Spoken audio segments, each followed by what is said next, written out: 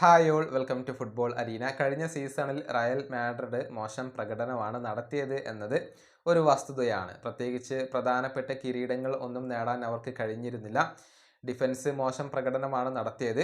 പക്ഷേ മുന്നേറ്റ നിര താരങ്ങളായ കിലിയൻ എംബപ്പേക്കും വിനീഷ്യസ് ജൂനിയർക്കും വലിയ രൂപത്തിലുള്ള വിമർശനങ്ങളൊക്കെ ഏൽക്കേണ്ടി വന്നിരുന്നു. ഒരുപാട് റൂമറുകൾ ഇപ്പോൾ പുറത്തേക്ക് വരുന്നുണ്ട്. ഏതായാലും ഇതുമായി ബന്ധപ്പെട്ടുകൊണ്ടുള്ള ചില അപ്ഡേറ്റുകൾ പ്രമുഖ സ്പാനിഷ് മാധ്യമമായ മുണ്ടോ ഡിപ്പോർട്ടീവോ നൽകിയിട്ടുണ്ട്. അതായത് വിനീഷ്യസ് ജൂനിയറെ വിൽക്കാൻ വരെ ഇപ്പോൾ റയൽ മാഡ്രിഡ് ആലോചിക്കുന്നുണ്ട് എന്നാണ് മുണ്ടോ ഡിപ്പോർട്ടീവോ കണ്ടെത്തിയിട്ടുള്ളത്.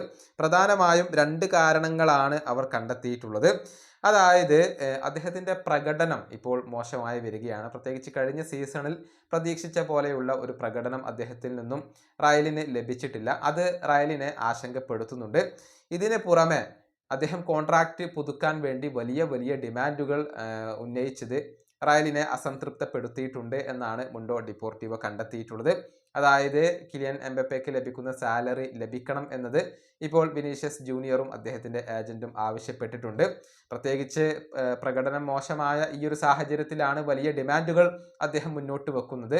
അത് റയലിൻ്റെ ബോർഡിനെ ഇപ്പോൾ അസംതൃപ്തപ്പെടുത്തിയിട്ടുണ്ട് എന്നാണ് മുണ്ടോ ഡിപ്പോർട്ടീവോ കണ്ടെത്തിയിട്ടുള്ളത്.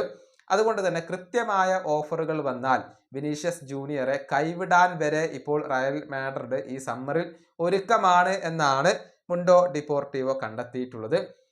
നിലവിൽ കോൺട്രാക്റ്റ് പുതുക്കാൻ റയലിന് താല്പര്യമുണ്ട്. പക്ഷേ വിനിയുടെ ഡിമാൻഡുകൾ ഒരിക്കലും അവർക്ക് അംഗീകരിക്കാൻ കഴിയുന്നതല്ല.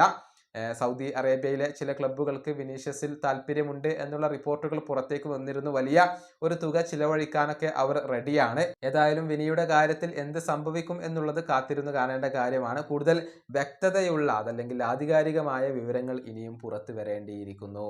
ഈ വീഡിയോയുടെ അവസാനിപ്പിക്കുന്നു. വീണ്ടും കാണാം.